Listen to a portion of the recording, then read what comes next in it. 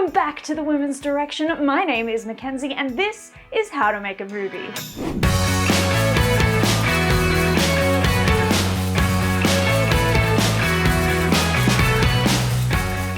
Today is International Women's Day and the theme for this year was Count Her In. So I thought I would try and relate the theme to what I'm going to be talking about today. So today's content topic is all about money. So this will be episode 5 of our How to Make a Movie series. So if you haven't checked out the rest of the episodes already, I will leave our handy playlist linked for you to go and check the rest of those out. We've even got 2 episodes speaking with special industry guests. So yeah, go ahead and watch those and then watch this one, or watch this one and then watch those, whichever way you want to do it, I guess.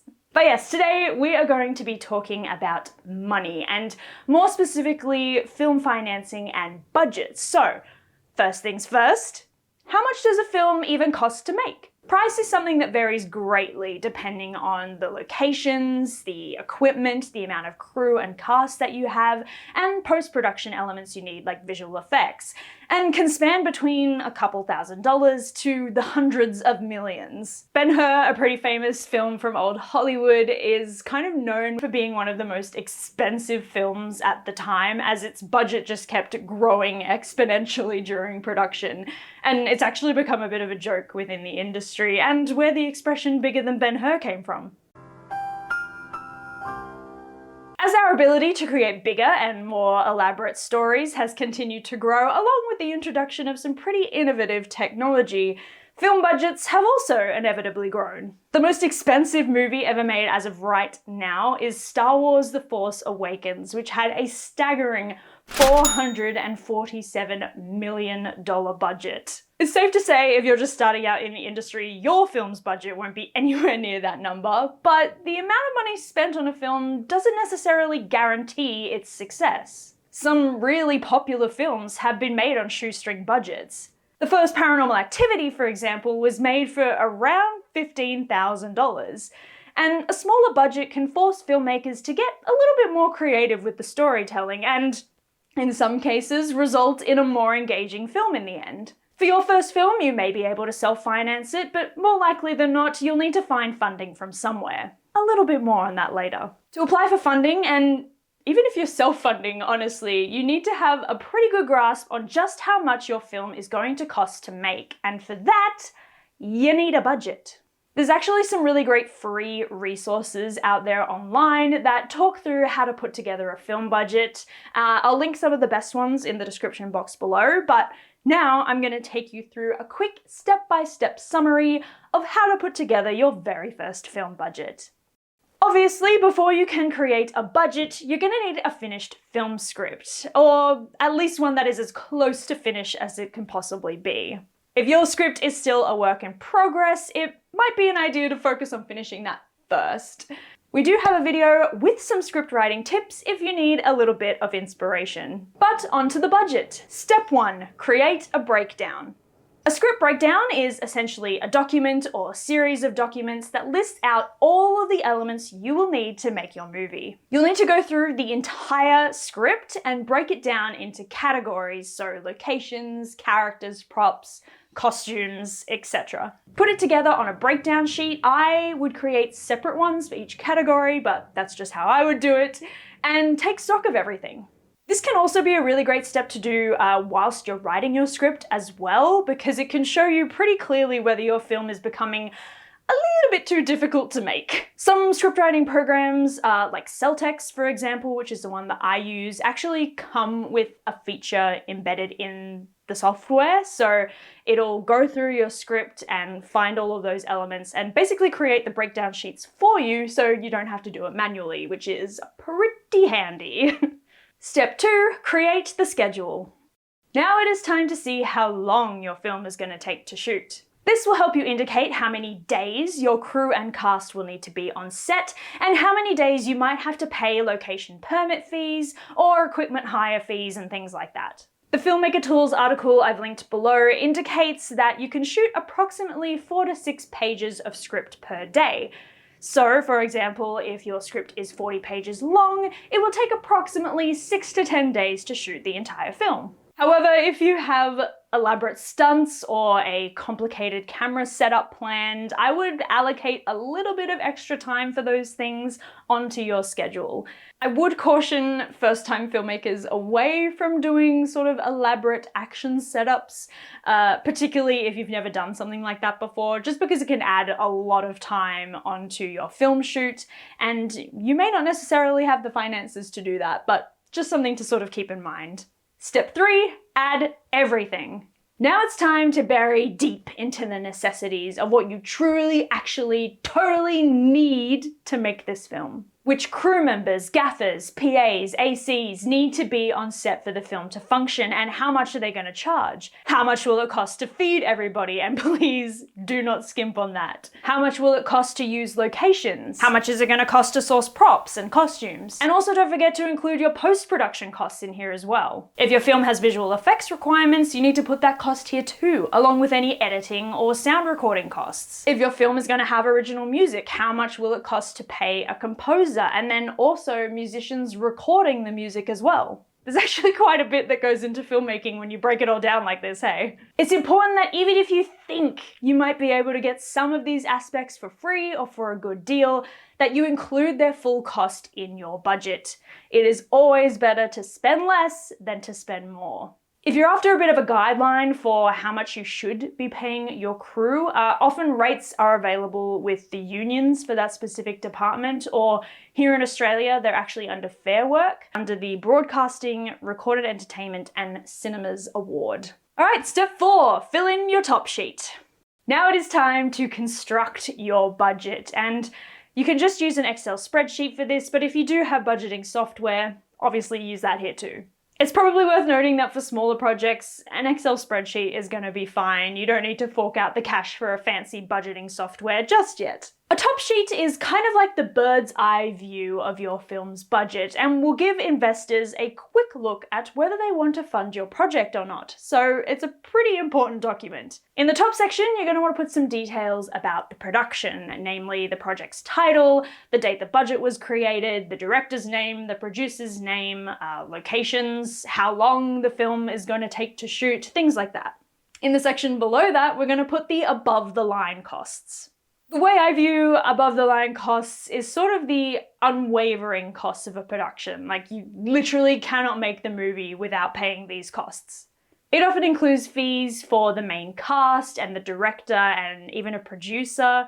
It can also include the cost of the writer or development costs for writing the script, and even rights if you're going down that path. This section will also have any travel or accommodation costs associated with the elements I've just mentioned. And then below that is the below the line costs. And this will be literally everything else. The rest of the crew, props, costumes, transportation fees, location permits, etc. A top sheet like this helps investors and you as the filmmaker see where the bulk of the costs are actually going and where you could recoup some of the expenses if needed.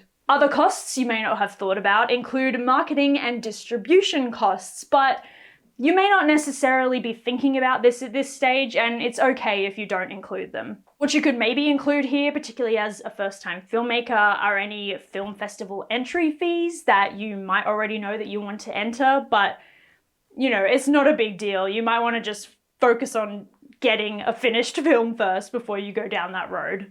And that's it! You've got a film budget! Congratulations! So what do you do now? Well, now I guess it's time to look into some of those funding options. There are a few ways that you can go about it, and one of the most popular ways for independent filmmakers, if they're not already funding the project themselves, is to crowdfund.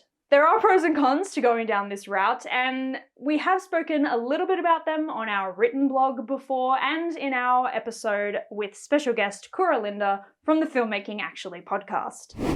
I know the kind of general idea of independent film is that you don't have a lot of money, you don't have a lot of resources. That's sort of like the brand of independent. My mom once made a joke. She said, as she looked over the budget, she wished for a little less independence. I have run several successful crowdfunding campaigns. It's a very personal choice for the filmmaker, and it has to not be, oh my God, give me money. me. If you are thinking about crowdfunding, then here are a few pros and cons to consider. Pro: artistic freedom. Of course, one of the biggest benefits to crowdfunding is your full artistic freedom. You're pitching what you want to make and how you want to make it, and people give you funds based on that pitch. You don't have a big studio that's going to come in with a final edit right at the end and change your entire project. You are the master of this story through and through. A lot of people talk about crowdfunding as one of the best ways to reinvigorate the independent scene, and it's become a particularly good tool for gender diverse crews to actually get their stories made. Con: you may not reach your goal. Unfortunately, with the uncertainty of crowdfunding, it means that sometimes you may not reach your financial goals. Depending on the platform or the type of crowdfunding that you're doing, it can mean that at the end of the day, you get nothing for your trouble. It takes a lot of time to do marketing and awareness around your campaign, and if you don't reach your goals in the end, a lot of that time can seem a little bit wasted. A failed crowdfunding campaign can also put massive delays to the start of production as well. Pro: you get to find your audience before all the blood, sweat, and tears. A really great pro to a crowdfunding campaign is actually being able to sense the interest in your idea before you even make it or start submitting it to festivals. Whilst making the film you want can be liberating as an artist, a big part of the film industry is actually having people come and watch your film. This is a business after all, but being able to see if people are actually interested in your project before you even make it is a really great benefit that crowdfunding provides. Con: fees.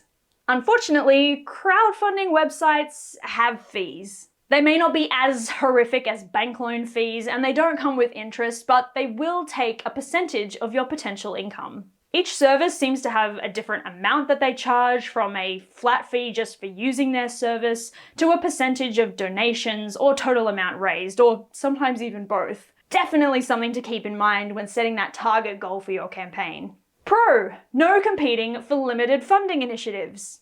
Whilst there are many funding initiatives out there, they are pretty competitive, and there's never any guarantee of success, leaving you with an unfinanced project and normally another year or so before you can apply again. By crowdfunding your film, or even part of your film on top of applying for funding, it can provide you that little boost you need to get your project off the ground. Con: rewards equals extra work.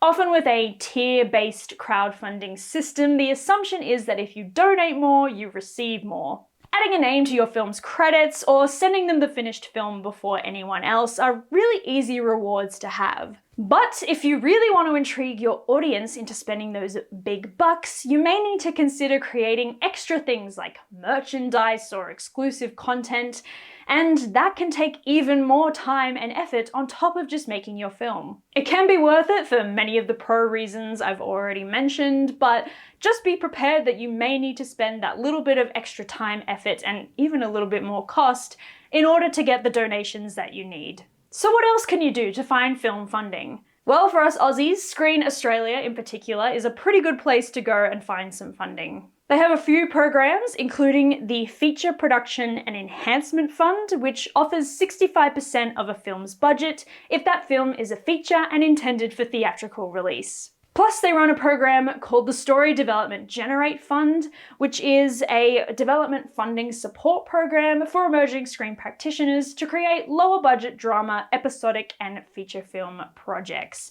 However, short films are not eligible for this funding program. This video would be millions of hours long if I tried to list all of the funding initiatives in countries around the world, so my best piece of advice to you would be to seek out the film organizations in your area and join their newsletters, follow them on social media, and if any of them have a membership program, consider subscribing to that. Often this is the best way to find out about funding initiatives first.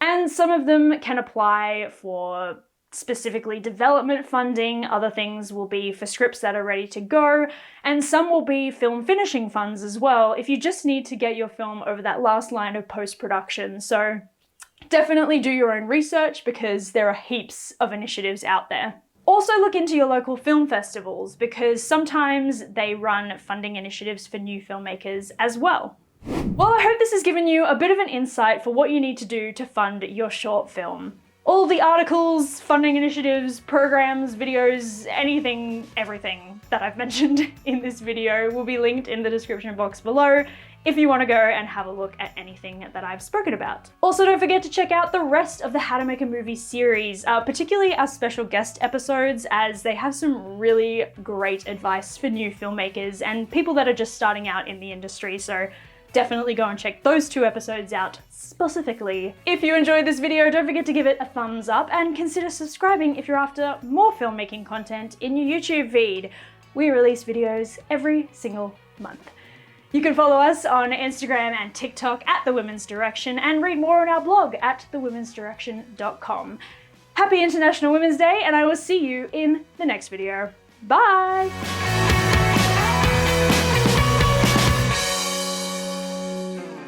And can span between a couple of thousands of dollars. Can't wait for summer to be over. For example, if your script is 40 pages long, you will die. For Australians, they're available under the FairWork Ombudsman. Who came up with that? That is a stupid word. Ombudsman. Whilst there are many funny... Whilst there are many funny...